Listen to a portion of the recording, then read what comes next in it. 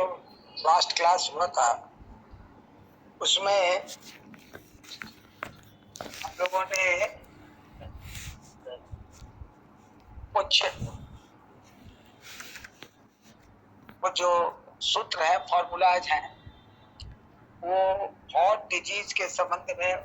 Hot disease कहने का मतलब है कि बॉडी के अंदर में yin yang का जो डिफरेंस होता है, और इसके अलावे जो एम्पटी हीट होती है उसका जो हम लोग अध्ययन करते हैं वो इन डिटेल हम लोगों ने किया था।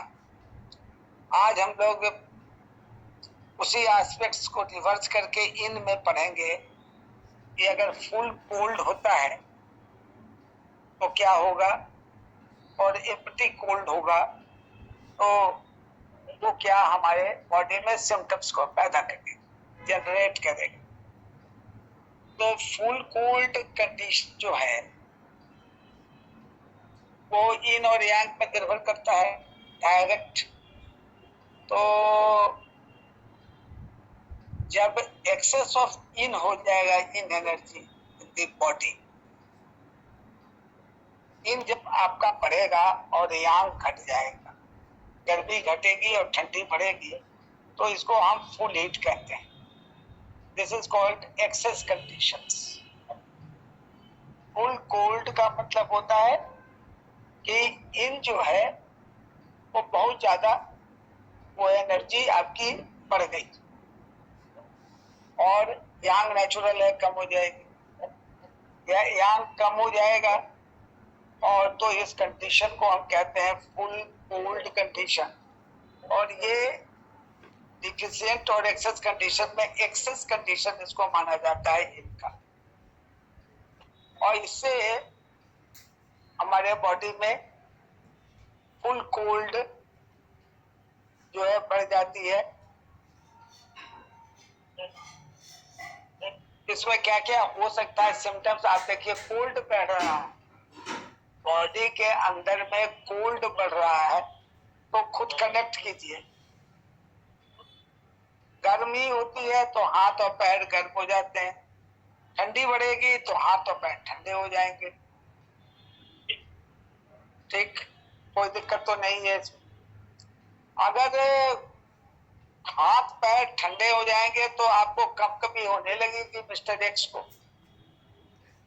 मतलब ठंड लगने लगेगी, और जब कभी लगने लगेगी तो उसके ऊपर क्या होगा, कंबल पे कंबल, रजाई, ये सब लोग डालते चले जाएंगे जब तक कि कभी बंद ना हो जाए।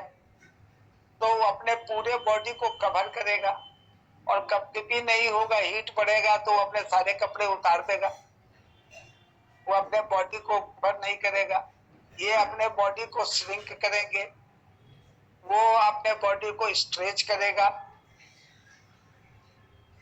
तो श्रिंकेज इसके अंदर में होगा, एक्सपेंशन उसके अंदर में हो जाएगा।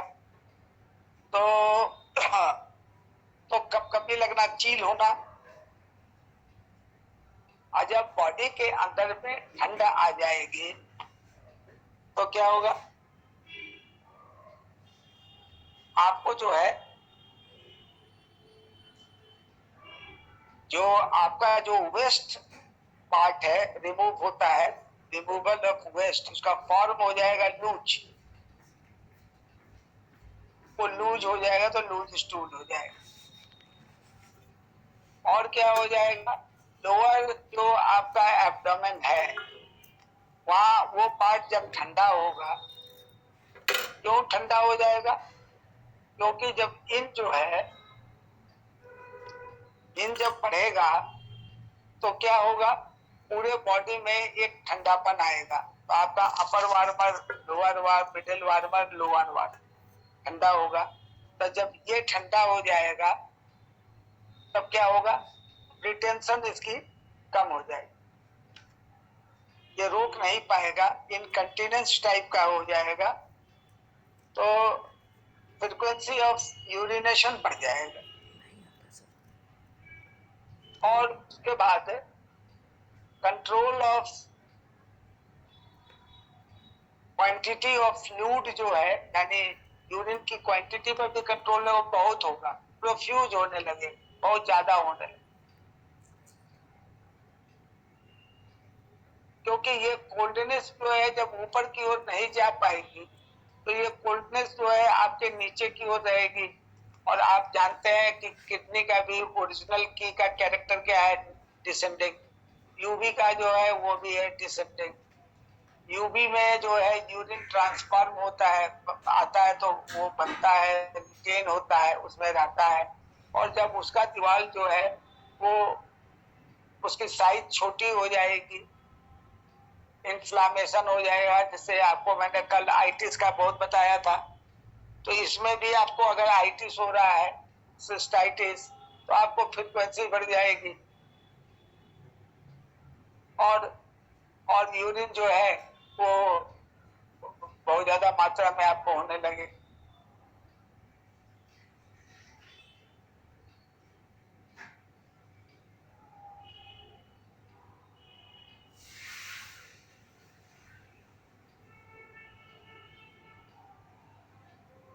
उसके बाद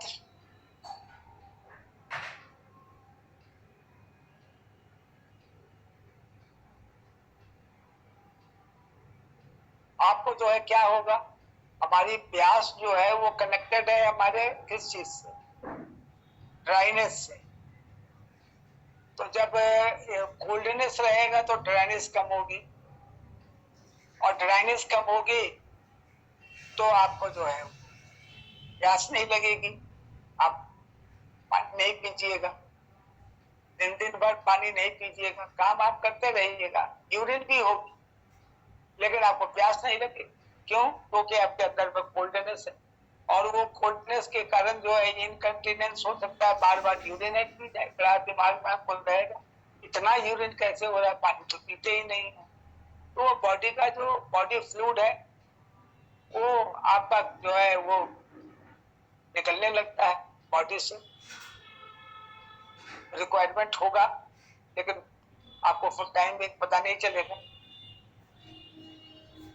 तो उसको कंपनसेट क्या करना चाहिए, थोड़ा सा वार्म वाटर ले लेना चाहिए, क्योंकि चील तो आपको ले नहीं सकते हैं, मन ही नहीं करेगा मुंह में लगाना ठंडा पानी, या इवन नॉर्मल पानी नहीं पीजिए, पानी की कमी भी महसूस तुरंत नहीं होगी। तो मगर लगे आपको as a therapist, as a जानकार, आपको लगे कि हमको ये तो पानी निकल रहा है, तो थोड़ा वार्म वाटर ले और टाइम पे। तो वार्म वाटर से तो पानी का कंपनसेशन हो जाएगा, डिहाइड्रेशन नहीं होगा, और डिहाइड्रेशन नहीं होगा नहीं तो बॉडी में क्रैम्प सब भी शुरू हो जाएंगे। तो कई चीजें जो है होने लगती है, सब कनेक्टेड है, एक बात से दूसरी बात निकाल लीजिएगा। और जब एब्डोमेन में आपको जो है पेन होगा, ये इनके बढ़ने के कारण, तो आपको जो है दबाव डालिएगा तो आपको जो है उसमें वो बढ़ जाएगा, इन में पड़ता है और यांग में मालिश करने में आराम लगता है।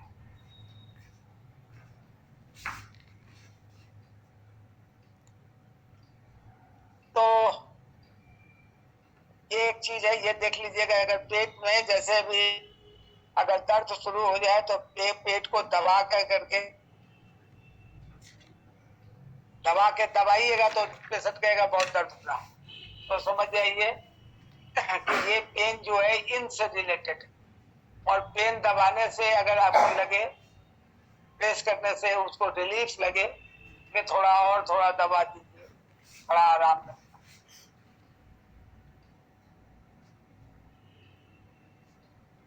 तो ये सब चीजें आपको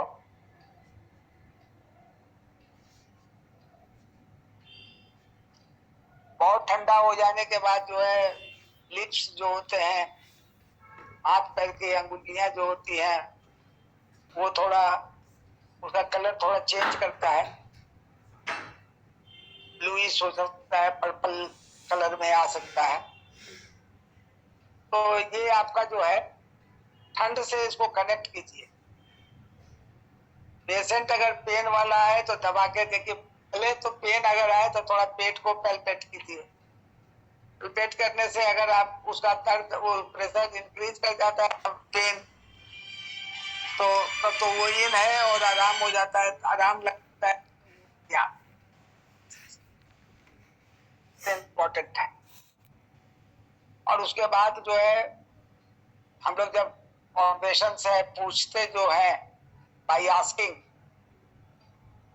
by look, by listening, asking, by पैल्पेटिंग,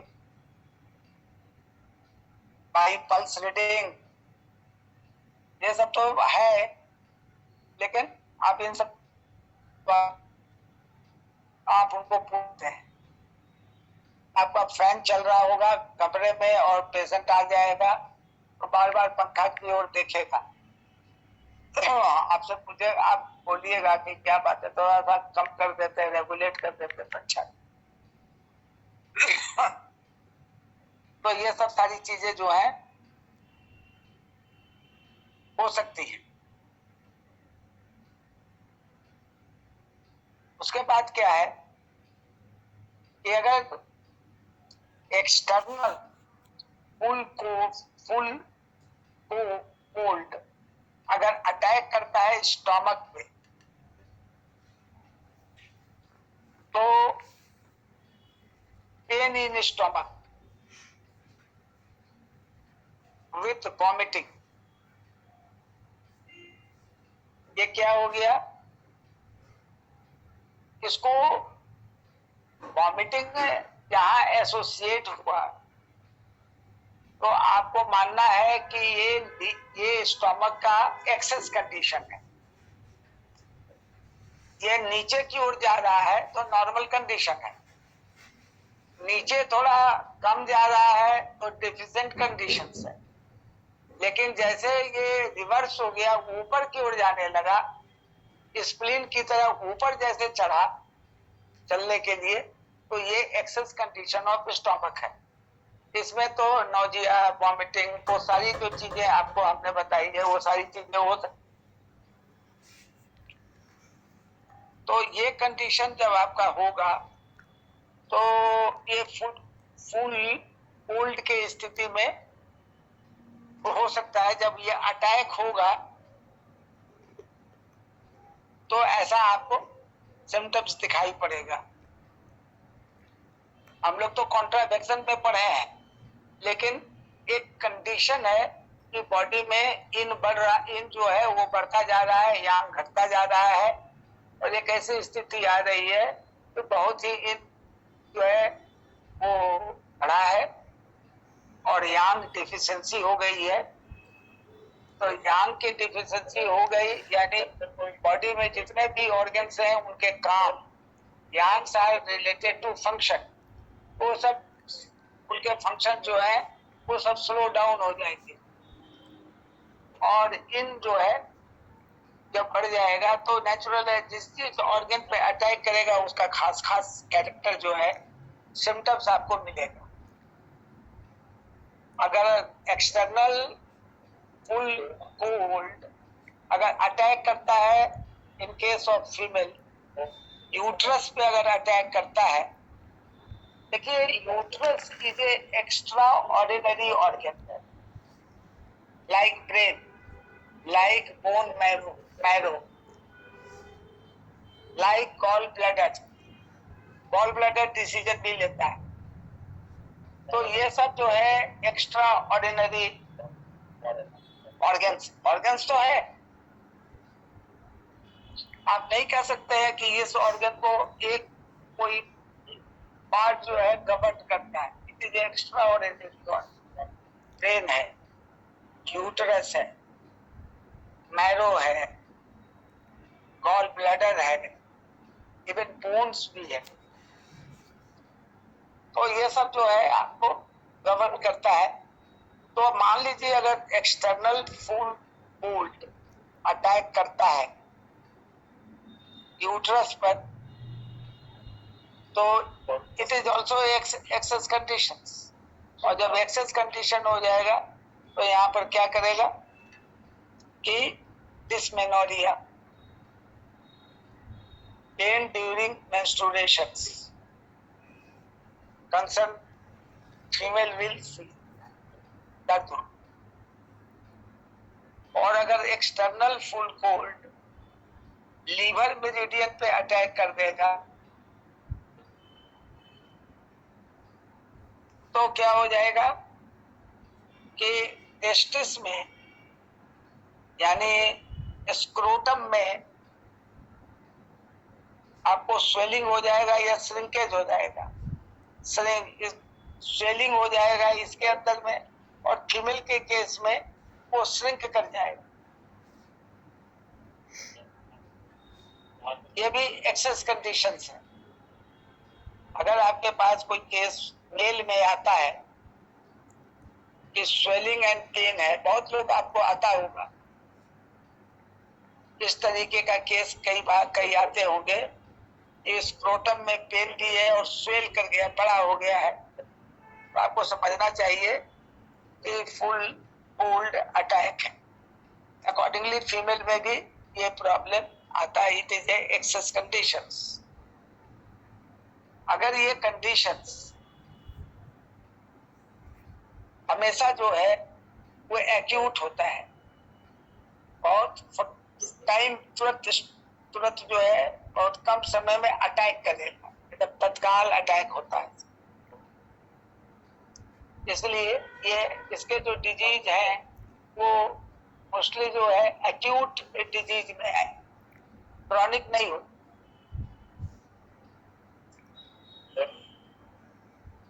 और जो कोल्ड जो होता है, कैरेक्टर क्या है, वो कॉन्ट्रैक्ट करता है, कॉन्ट्रैक्शन होता है, एक्सपेंशन हॉट में होता है। हॉट का मतलब हो गया आपको डाइवर्जेंट, और ये श्रिंक करता है कन्वर्जेंट। जैसे आपको अर्थ से मेटल का बनना कन्वर्जेंट है। जैसे जमीन को अगर डिग कीजिएगा, खुदाई कीजिएगा, तो नीचे आपको खान मिलेगा, माइंस, कोयले का माइंस मिलेगा या कोई भी मिनरल का माइंस मिलेगा, उसकी पूरी डिपॉजिट मिलेगी। तो क्या होता है, वो इतना श्रिंक कट लेता है कि पत्थर की तरह हो जाता है। तो इसमें जो है आपको ये contraction and obstruct the circulations.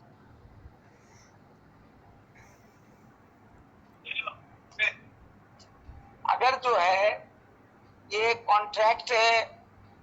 Contraction इसमें होगा, जैसा कि आपको माइंस का एग्जांपल दिए, एंड ऑब्स्ट्रक्ट, कॉन्ट्रैक्ट का मतलब हमेशा समझिएगा इनर्शिया।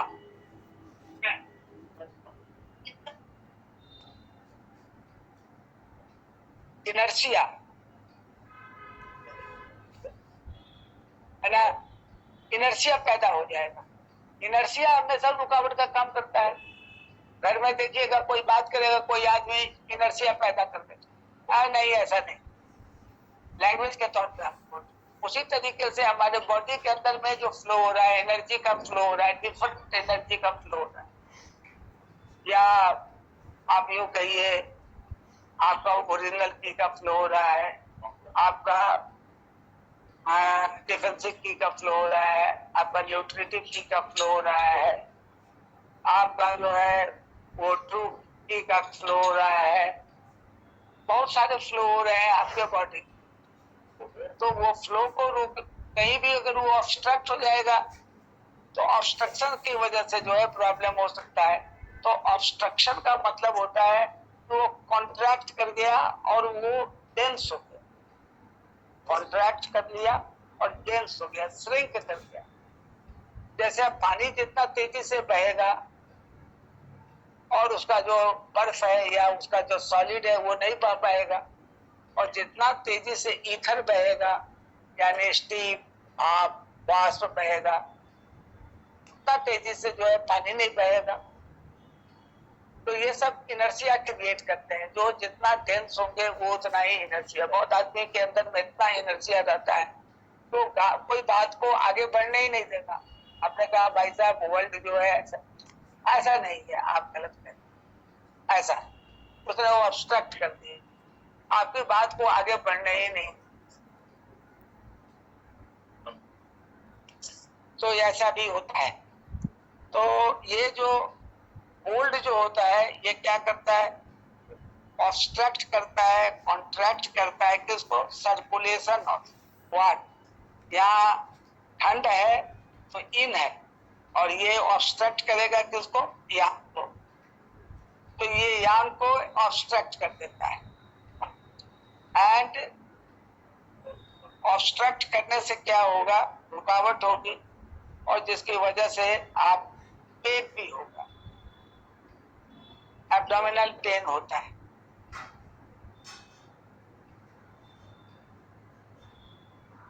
ठीक है ना। अगर दर्द जो है इसके कारण हो रही है, कोल्ड के कारण या यांग के कारण, हीट के कारण, तो दोनों में अंतर मैंने पहले भी आपको स्पष्ट कर दिया।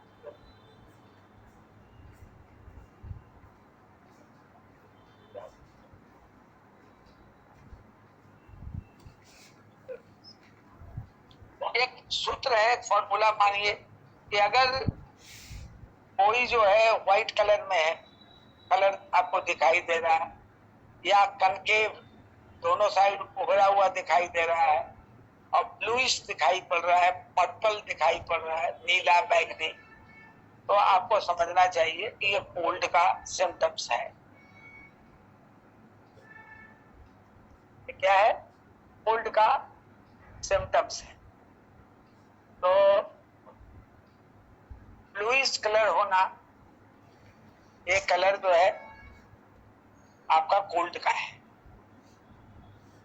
देखते देखते पता चलेगा, अंदाज लगेगा, जब आप बहुत सारे पेशेंट देखिएगा, उसके कलर को ऑब्जर्व करने की कोशिश कीजिएगा, तो आपको तब बहुत होगा। ये तो बात बताने की है, लेकिन आपको प्रैक्टिकली जो है पेशेंट को देखना पड़ेगा, ऑब्जर्व करना पड़ेगा, कलर में, जीभ में, ये सब सारी चीजें जो है ये आपको कई पेशेंट देखते देखते नब्ज यानी पल्स देखते देखते पता चलेगा। आंख की स्टडी, ये भी आपको तुरंत कोई कहते कि जाकर देख के बता दीजिए तो आपको उतना क्लैरिटी नहीं रहे, लेकिन पेशेंट देखते देखते आपको आइडिया होने लगेगा। जीभ देखकर, आंख को देखकर, किसी के कुछ कॉन्स्टिट्यूशनल डिफरेंसेस को देखकर आप पकड़ लीजिएगा।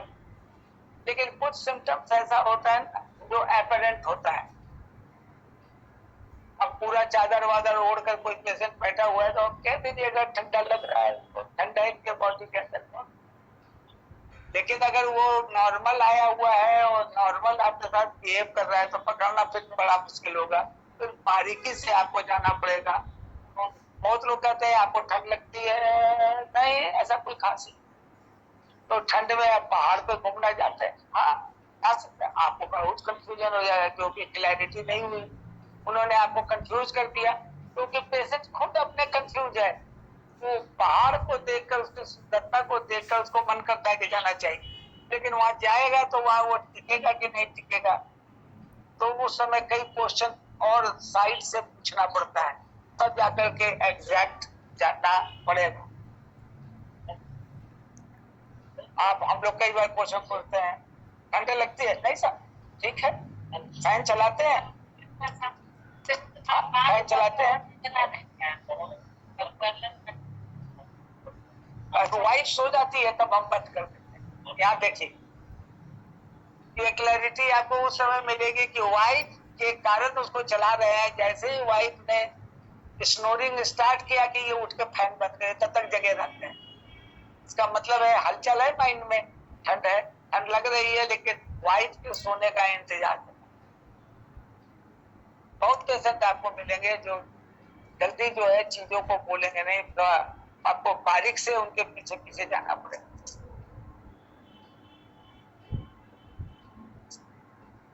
ठीक है।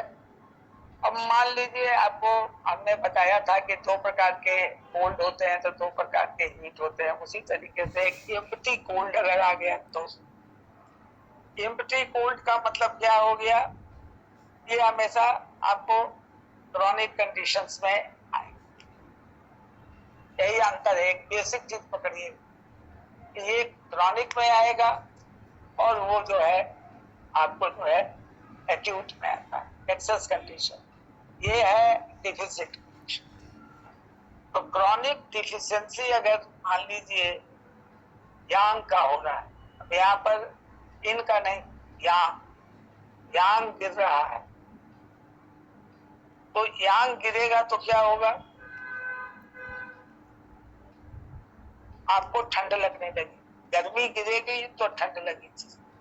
इसमें ये नहीं जाना है कि क्या गिरे, क्या बढ़ेगा क्या नहीं बढ़ेगा, लेकिन आपको जैसे ही यांग गिरेगा, बेसिक यांग गिरेगा, आपको ठंड लगने लगी, कोल्ड होगा। लेकिन अब कोल्ड कैसे होगा, क्या होगा, एक डिफरेंस है। तो जब यांग की जो है वीक हो जाएगा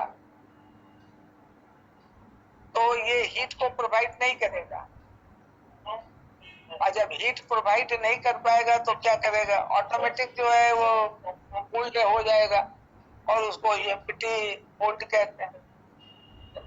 मान लीजिए ठंड बढ़ गई, ठंड जो है बढ़ने का कारण हम देख रहे हैं कि गर्माहट खत्म हो गई, तो गर्माहट खत्म हो गई तो नेचुरल ठंड लग जाएगी, तो वो ये एम्प्टी हीट कहलाता है। उस एम्प्टी हीट में, एम्प्टी कोल्ड में आपको क्या लगेगा, हाथ पैर तो ठंडे हो ही जाएंगे, कॉमन है, इतना दूर तक तो इफेक्ट करेगा ही। ठंडा भी लगेगा, कपकपी भी होगी, आपको प्यास भी नहीं लगेगी,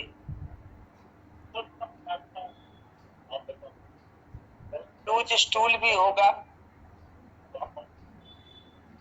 एक्सेस यूरिनेशन भी होगा, लेकिन स्वेटिंग भी हो।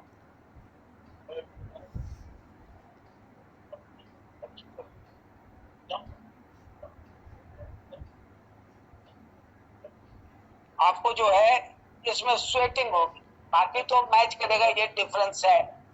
स्वेटिंग के बारे में तो आप जानते ही हैं कि जब तक बॉडी में नीचे हीट है, उसके बाद पोर्स खुल गए, उसके बाद जो है जो बॉडी फ्लूइड है वो स्वेट करके वेपराइज होकर बाहर निकल, तो ये और उसके लिए हीट होना चाहिए। तो हीट है लेकिन it is not original heat, क्योंकि यांग गिर रहा है तो बाई प्रोडक्ट। अब जैसे मान लीजिए आपका पेट्रोल का भाड़ा बढ़ गया, रेट जो है बढ़ गया पेट्रोल, एक आदमी साइकिल आंदोलन करने की जरूरत है, कहा कि मैं नहीं करूँगा। क्यों नहीं करोगे, हम कनेक्टेड नहीं है, हम पेट्रोल पे जाते हैं, हवा महंगी होगी तो आप सोचेंगे,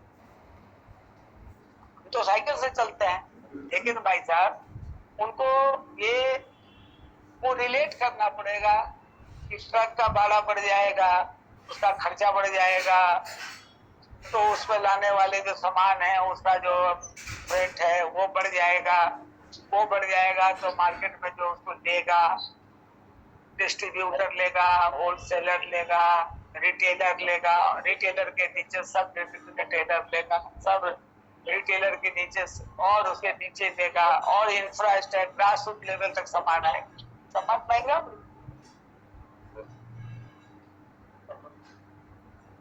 originally it is not connected to the fuel, लेकिन असर तो उनको हो गया। तो ये चीजें जो है यांग गिर रहा है,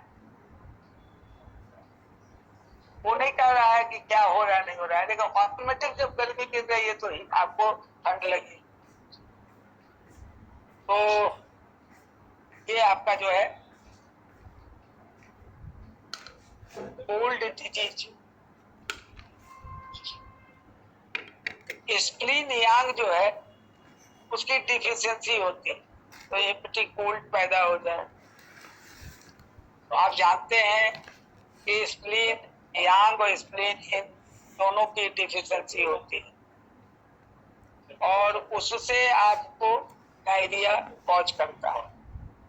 हार्ट यांग भी डिफिशियंट होता है और इससे हाथ पैर ठंडे हो।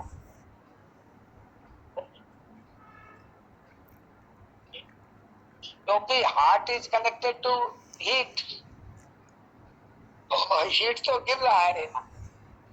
हार्ट यांग अगर गिर रहा है तो हाथ का ठंडा होना लाजमी है। और अगर किडनी यांग गिर रहा है तो आपके पैर भी ठंडे हो जाएंगे, और पैर से एलाइड जितने पार्ट है वहां ठंडा लगेगा, कमर में ठंडापन लगेगा।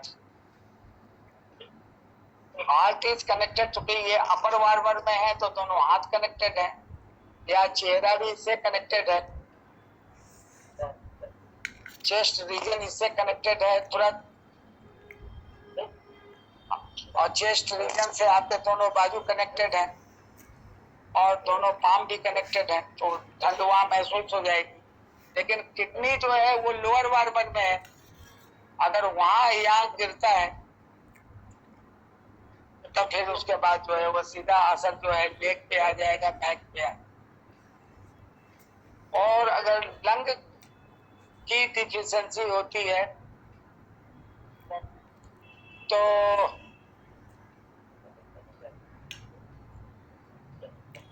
आपको जो है ठंड लगने का चांस ज्यादा बढ़ जाता है। अब कोल्ड, जो कोल्ड होता है उसमें बॉवेल मूवमेंट के बाद आराम मिलता है। जब पेट स्टूल पास होता है तब फिर आराम लगेगा फुल कोल्ड में, लेकिन एम्प्टी कोल्ड में आराम नहीं मिलता है। फुल कोल्ड में जो पेशेंट है उसका जीभ टंग के ऊपर एक कोटिंग रहेगा व्हाइट कलर का, लेकिन इसमें जो है पतली कोटिंग होती है, फर्क बस इतना ही। फुल कोल्ड में रोगी जो है उसका नब्ज जो है वो भरी हुई तथा गहरी होती, मतलब बहुत डीप, जबकि में कमजोर होगी और धीमी। फुल कोल्ड में दर्द के स्थान को दबाने से दर्द बढ़ जाता है, लेकिन इसमें क्या होता है आराम मिलता। तो ये आपका जो है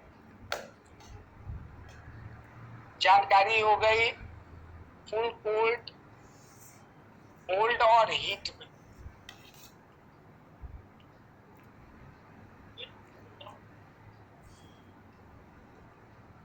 मेरे हिसाब से ये आपको थोड़ा सा डिफरेंस समझ में आ गया होगा। हम लोग आगे भी पढ़ेंगे इसको, फिर दोबारा भी पढ़ेंगे, और भी कई जो गहरे सिम्टम्स हैं, कुछ गहरा ऑब्जर्वेशन होगा इससे रिलेटेड, उसको हम लोग फिर वन बाय वन डिस्कस करेंगे।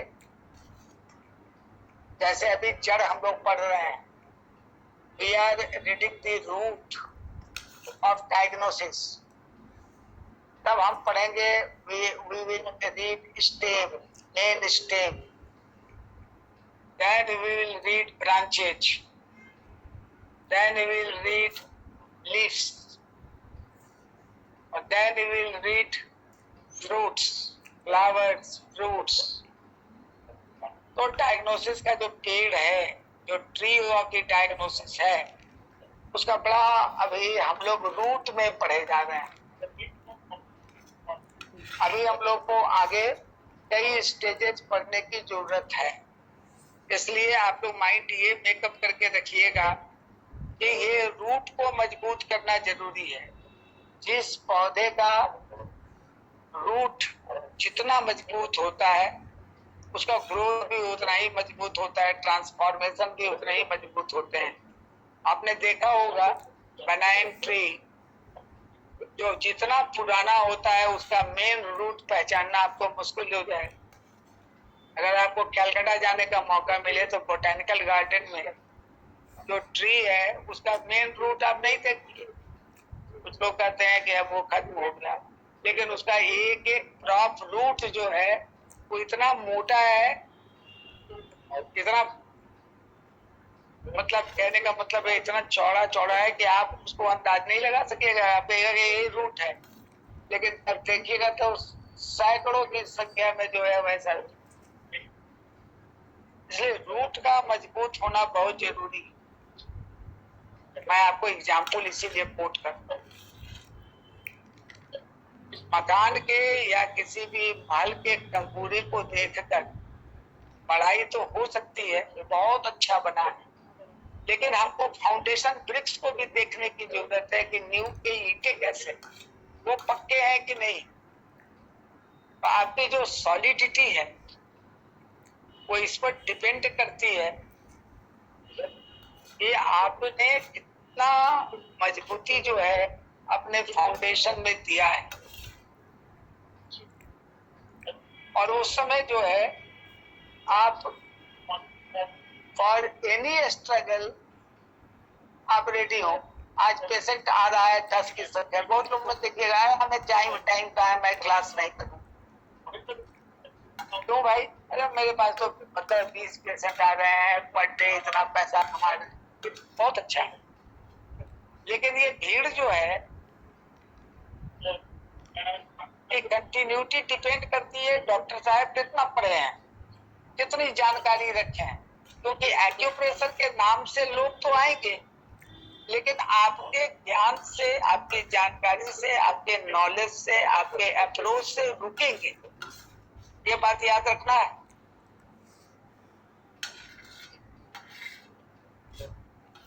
ये लोग नहीं समझते हैं।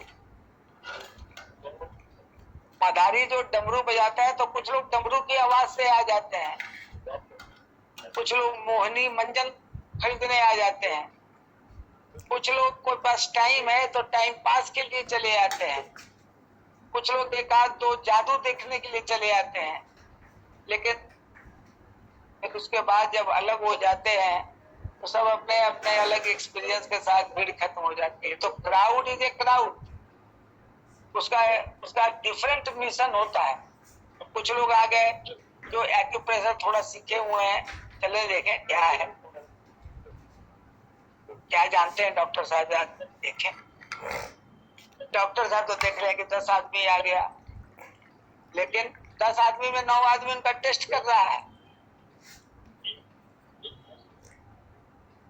और जिस दिन आपके अंदर में जो है 10, 15, 20 आने लगेंगे तो फिर दूसरे लोगों की कान खड़ी हो जाएगी, तो आपका कई टेस्ट स्टार्ट हो जाएगा। इसलिए हमने आपका टाइम लिया, सिर्फ इसीलिए time to time I am sharing my experience.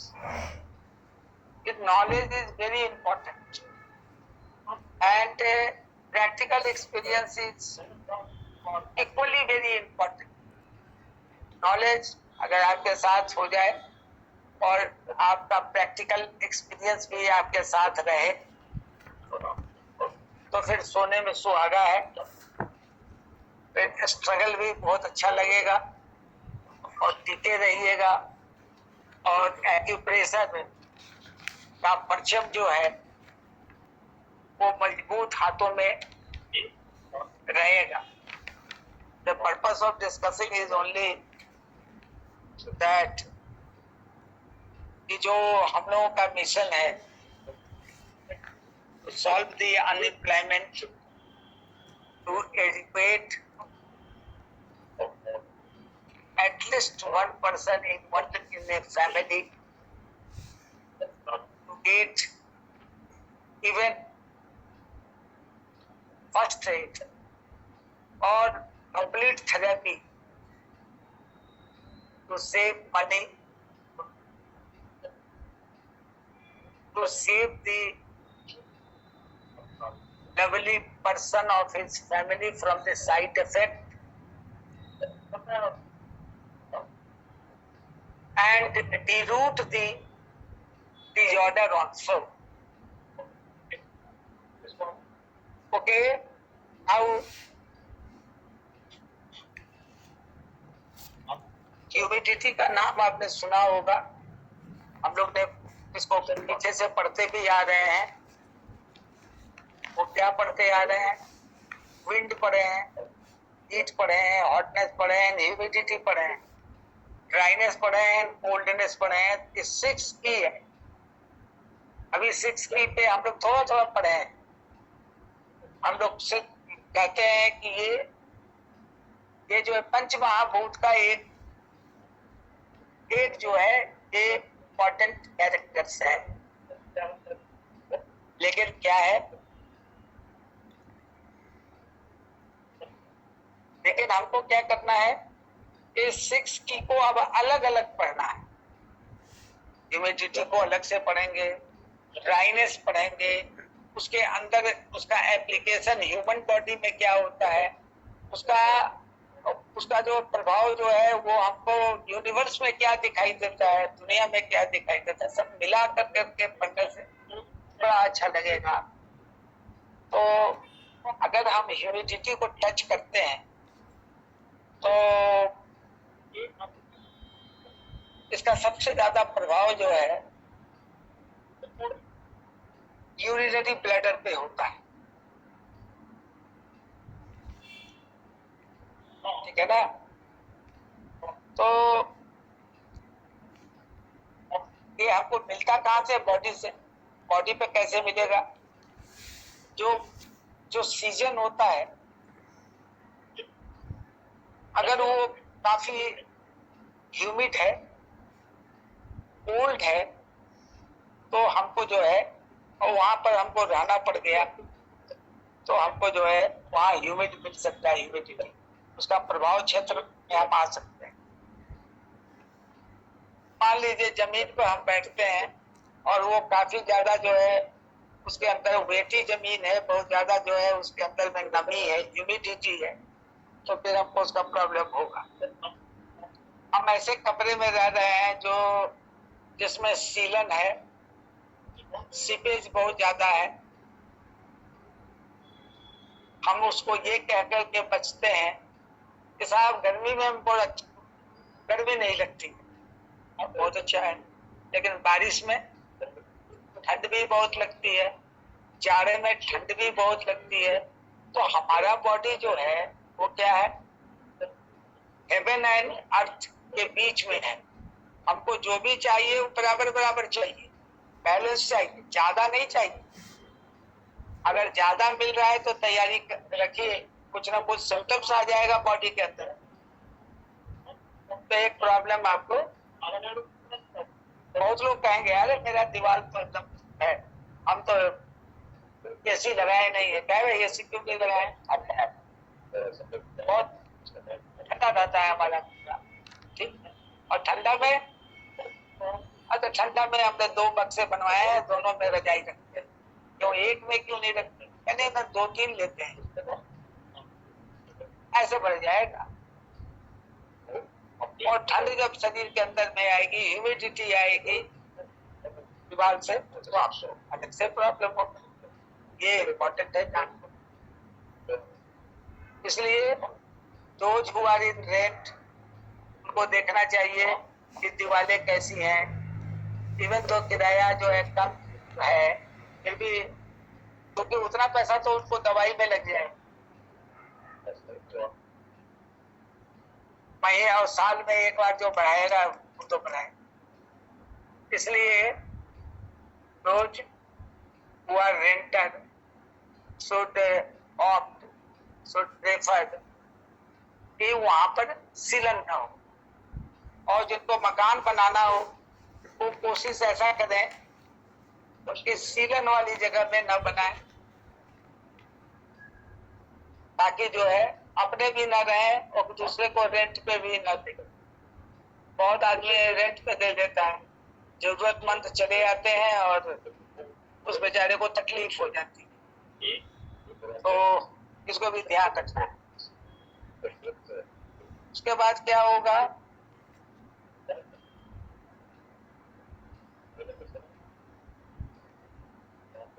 सबसे बड़ी बात प्रॉब्लम क्या होगी कि जो रिप्रोडक्टिव सिस्टम है, यूरोजेनाइटल सिस्टम है ना, वहां आपको प्रॉब्लम इम्प्यूरिटीज आ जाए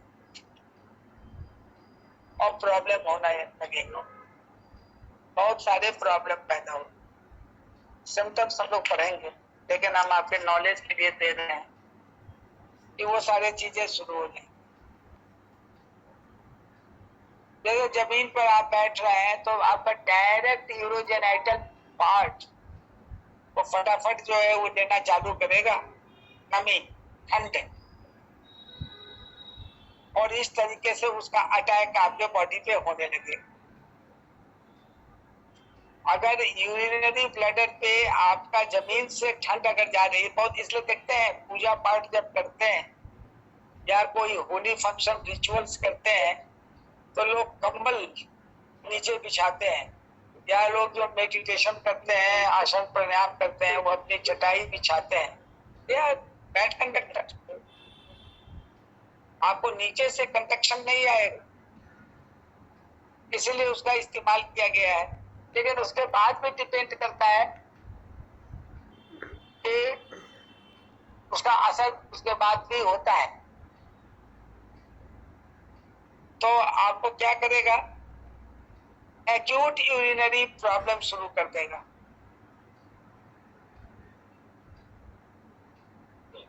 ये भी आपको देखना है। तो आपको जो है प्रॉब्लम क्रिएट करेगा, वो क्या कर देगा, क्रिएट कर देगा कि ह्यूमिड जो है वो हीट से मिलकर, आपके बॉडी के हीट से मिलकर, एक्सटर्नल ह्यूमिड जो है हीट से मिलकर वो अटैक करेगा यूरिनरी ब्लैडर पर। और यूरिनरी ब्लैडर पे 2-3 काम करेगा, लेकिन समझने की कोशिश करें। एक तो जब उसके अंदर में ह्यूमिड भी चला गया और हीट भी मौजूद है, तब उसके अंदर में जो इन्फेक्शस मटेरियल है, इकोलाई, वो सब अपने वो क्या करने लगते हैं, मल्टीप्लाई करने लगते हैं और उनकी संख्या बढ़ जाती है। और बढ़ने के बाद जो है तब यूरिन में लहर जलन, पैरों में लहर जलन, तलवे में लहर जलन, और जब ये होता है तो बॉडी डिसईज हो जाता है। और जब डिसईज हो जाता है तब उसके बाद आपके बॉडी में गर्मी पैदा हो, और वो गर्मी पैदा होने से आपके बॉडी में टेम्परेचर आ जाए। इसलिए इस इन्फेक्शन को यूटीआई कहते हैं।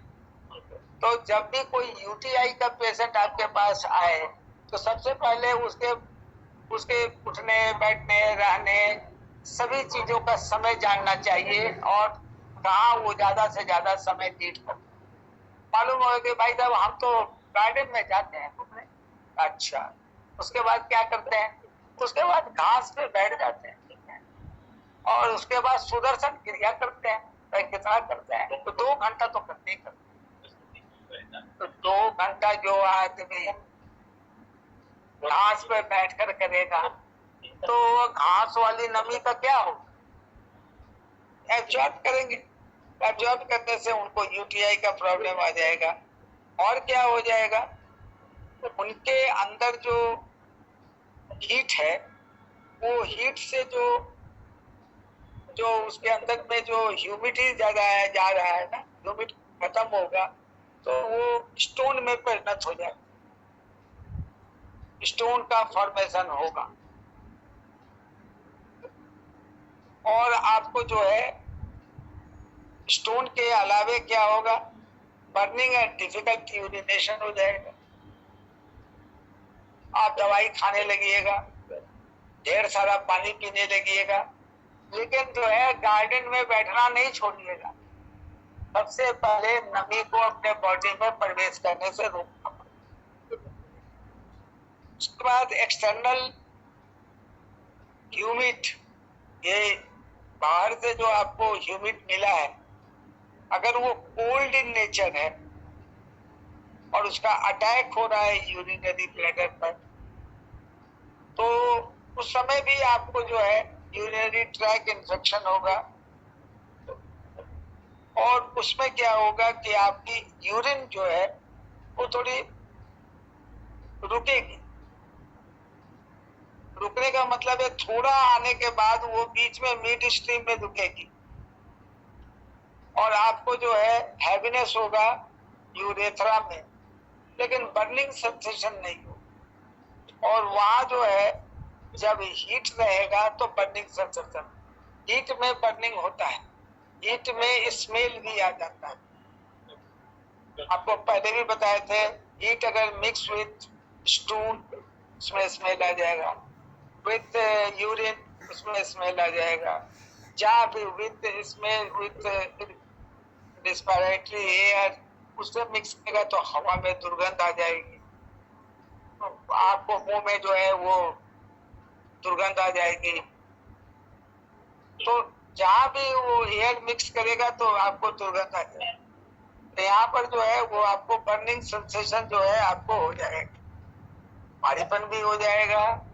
लेकिन जो है इस मामले में कोल्ड के अटैक में नहीं होगा, हीट के अटैक में बर्निंग सेंसेशन। तो ये एक इम्पोर्टेंट है जो हम चाहते थे कि आपको थोड़ा थोड़ा स्टार्ट करें और आगे भी इसको हम लोग लेके बढ़ेंगे। अगर मान लीजिए इस external humid heat urinary bladder पर अटैक करता है तो एक तो इम्पोर्टेंट कैरेक्टर क्या आएगा, यूटीएच। दूसरा क्या हो सकता है, स्टोन, डस्ट की संख्या बढ़ जाएगी, क्या स्टोन भी हो सकता है, बर्निंग हो जाएंगे और यूरिनेशन डिफिकल्ट हो जाएगा, बहुत पेनफुल हो जाएगा।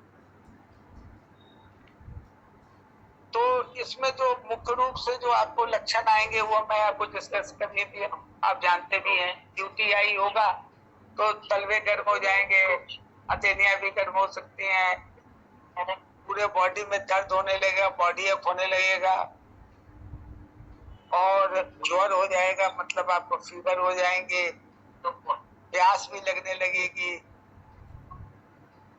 उसके बाद आपका जो है वो पेशाब का कलर जो है डीप येलो में आ जाएगा,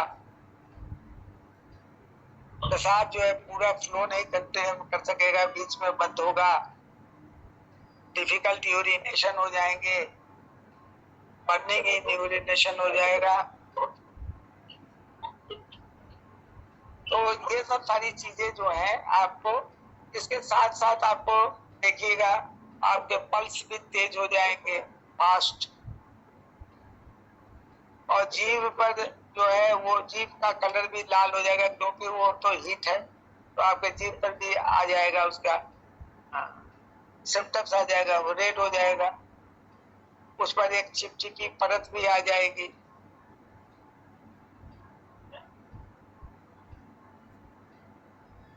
तो ये सब सारी चीजें जो है वो आपको दिखाई पड़ सकती हैं।